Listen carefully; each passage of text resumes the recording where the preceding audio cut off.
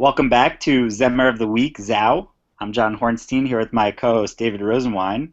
And David, I felt like this was like the first week back, and it's a little bit sluggish because we just had the New Year's and the holidays, and I had a little break, and now it's like, ugh, I have to work and things. How do you feel? Feeling refreshed, or are you feeling a little bit sluggish? I'm feeling amped. I'm super pumped to be back for season 2. Felt a little sluggish earlier on, but John, whenever I hear that voice of yours over this podcast, it just gets me fired up and ready to do some Zemer. Well, good. We're gonna roll with your energy, not mine, then this week. Yeah. So David, what song are we singing? This is exciting. This is the beginning of season 2, our first theme. Yeah, John, you shouldn't even have to ask this question. We ended season 1 with a question, and actually giving the listenership a sneak peek into what we're going to be doing for season 2, and kind of made a commitment on the air that we're going to be letting everyone know what we're singing the week before. So, as everyone knows, we're singing Shalom Aleichem this week. That's true. We don't even need to remind the listenership again. So. Well, reminders. You are right. Reminders are nice. You're right. Well, I'm just thinking, if we don't need to say a reminder, then we'll just have to eat up more minutes in our podcast with our corny jokes, which I don't know. Yes. In the interest of the listenership. My saying of Zhao is the more banter, the better. Right. Good point. Unfortunately, the listenership doesn't agree. Well, with your ampness and your energy this week, maybe they'll disagree. I don't know. Did you have a large Dunkin' Donuts coffee or an extra large before we started? I'm running on no coffee. This is pure Zhao high right now. I love it.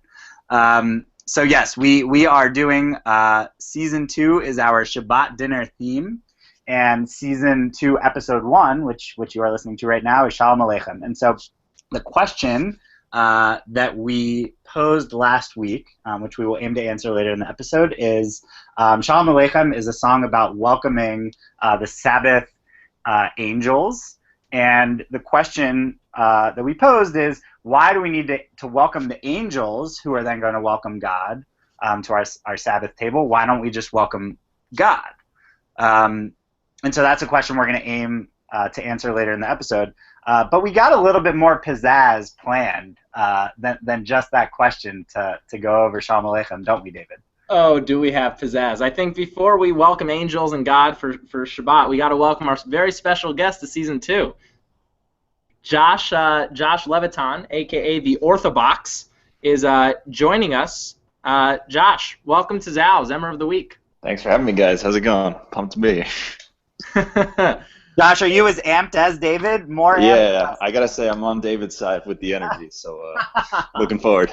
Love it. Josh, how'd you hear about Zemer of the Week? A friend of mine actually who tunes in thought the work that you guys were doing was right up my alley, and that I'd really enjoy it, and that was exactly how it went. And then so I took a listen, and I got connected with you, David, through a mutual friend. Yeah. Love it. What so I know people call you the Orthobox, and we'll see why once we get to the song. But where did that nickname come from? See, for a while it was just the talk of legends, because I had totally forgotten how I came up with the name, and then the legend bubble popped when the guy who I came up with it with was just like, oh yeah, we were sitting there, we were like, oh, you're Jewish, you're Orthodox, and you beatbox. Orthobox. And it was not as profound of a moment as we had thought, but now, it seems like it works. Well, so. It's interesting because that type of nickname really flows with the humor that Zemer of the Week tries to provide. Yeah, that's what I'm going for. That was the intention 5-6 years ago when I came up with the name. Beautiful. Brought me to this moment. What a forward thinker you are. He fits right in, David. Yeah, a real natural. So Josh, and we'll learn a little bit more about how you beatbox, your style, etc. in a little bit. But what first got you into beatboxing? What got you excited about beatboxing? So music has always been a big part of my life in different capacities, whether listening, whether creating, taking part in. But when I was growing up, I always wanted to play drums. I used to be into classic rock. I mean, the Who, the Beatles, Led Zeppelin. I always wanted to play drums. David, you know who those bands are? The Who performed in the Super Bowl a few years ago. Very good. Yeah, so they were bands that I loved growing up, and I wanted to play drums, but drums are expensive and loud, and my parents were not willing to make that sacrifice for me. And then when I was kind of playing around on YouTube back when YouTube, I think it started in 2005. So I don't know, when it first started coming out post like E-Bombs World and all that stuff, beatboxing was something that was up and coming on YouTube, and so I just started watching and tried to copy as much as I could, and that's how it started. Pretty simple, just a kid wanting to learn how to play drums. Wow. What a story! That's a great chapter for your book. Well, thank you. Well, Josh, I'll just put in a plug that, and David has embarrassed me about this on the podcast before, but I used to rap myself. I still do sometimes. And my nickname was Johnny on the Spot, so a little bit less profound than the Orthodox because, as you know, Johnny on the Spot is also a porta potty company. But at some point, maybe we can collaborate. You know it. John, what do you say we kick off the song and let's see what Josh can do? Love it. Let's hear it. Wow, that was awesome. Those sounds were incredible, Josh. Well, thanks. I mean, I don't know. I guess it's just another day's work. A lot of fun though. How do you make those noises like in that bridge section? Is that the bridge between like the two sets of verses there? Yeah, I guess the sounds it's just different types. So when I was growing up, I said I was involved in music and on the creative side. So I used to play trumpet, trombone, and baritone, all brass instruments. And the basic premise behind that is that you have to buzz your lips. So that's mouth positioning and like a behavior that I'm used to. And so when I started beatboxing, I just realized if I made that sound and just made it as low as possible, that got some good bass on it. Yeah, I don't know. It's taking things that I did growing up and just elevating them a little bit more and trying to add the musicality to it. But I'm glad it sounds good. So one question that I have is, do you have sort of like a group of pre-made beats that you can apply to like any song? Like when David sent you sort of our amateur hour Shalom Aleichem track, right? Did you say like, okay, like I'm gonna apply like XYZ beat, or do you make the beats up from scratch for like each song or sample that you try to beatbox to? So it depends, and this is actually it's one of my favorite things to do is Zemiros. And so a lot of times it's like Friday night we'll be sitting around there's one Zemer, Menucha v'Simcha. I don't know if you guys will be covering it this season. Covered it in season 1, Josh. Oh, you already covered it? Okay. Boom! Zal has won. So that's one of my favorite Zemiros, and one of the tunes for it, to me, sounds like a hip hop tune. So people are sitting there singing like classic Shabbos Zemer, and I'm sitting there kind of like bobbing my head because I'm playing the beat in my mind while people are singing around me and while I'm singing. But then other times I'll try and like add like a Latin flair to it, and I'm doing this all in my head. And so the way that I typically approach beats, when I'm pairing them with something else, I like to see how dynamic I can get. So if one song can have like a funk thing to it, it can have a house beat, it can have jazz, it can have reggae, you can have any different genre of music.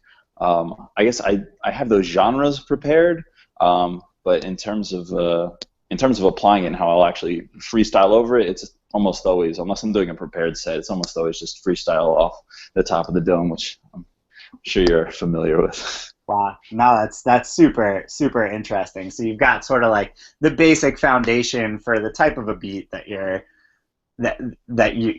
think would apply well to whatever sample it is, but leave room for inspiration, exactly. For the music to take you over. Wow, that's fantastic. Something you said, just going back, Josh, that you took something you did as a kid and just applied it to something you're doing as a grown up or as a young adult. John, that sounds similar to your love of pizza. You know, you've always been liking pizza, and you graduated to hosting pizza Shabbos dinner. So it's nice that everyone can do something they love when they're younger and apply it to something greater when they get older. And the pizza I eat is always kosher, David. I wasn't doubting that. And don't tell my grandmother otherwise. I will keep Mrs. Bernstein out of this. Sounds good.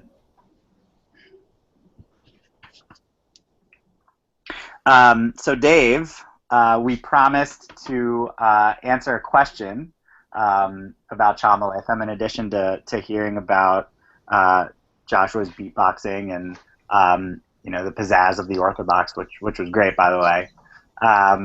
So we promised to answer a question about Shalom Aleichem, and again, that is, why do we with the first song that we sing before, in the process of the Sabbath meal, why do we welcome the angels to then welcome God? Why don't we just welcome God? And so I know that you've done some thinking about this, and I know you've got some wisdom for us.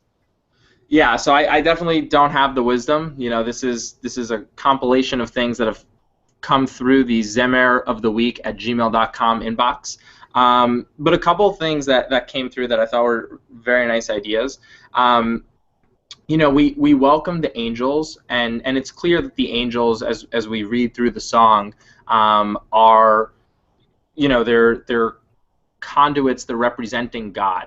The song talks about God, but we're welcoming the angels. And one reason that perhaps we do this is maybe, we're not worthy, or we want to draw some sort of gate or separation between us and God. There's a story that we'll read actually in 2 weeks, I believe. We're going to be reading about the Ten Commandments, and there's this idea that God gave the start of the Ten Commandments, and the Jews couldn't handle it because it was so powerful.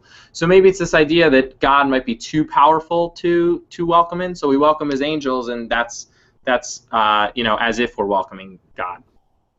Wow. Now, how do we reckon this whole theme with the fact that God is supposed to be everywhere? Because God is technically here, there, and everywhere, as we learned in nursery school or whenever, and we're welcoming the angels who are then going to welcome God, but God is technically already there, I guess. So how do we sort of bridge those two themes? That's a great question. Not to boomerang it, but do you have any thoughts? I have one thought. Oh, I'm so glad to hear, because you had me at nothing. Well, no, I have one thought, and this is nothing esoteric or intelligent, but I was just thinking that there's times when God is all around us, and we have to be sort of mindful of that and thinking about what we do given that, and then there's also times where we're welcoming God intentionally into the space that we are. And one time I can think of that as prayer, right, where we're intentionally welcoming God and thinking about God more than other times with prayer. And so maybe this is one of those times at the Sabbath meal. Very nice. I like that a lot, actually. That's a great point. Very nice. Well, I appreciate you bringing the wisdom on this Shalom Aleichem question this week, David. And since you put me on the Johnny on the spot last week for the question for Shalom Aleichem, I'm putting you on the spot this week for Eishet Chayil of next week, which is our second episode of Season 2.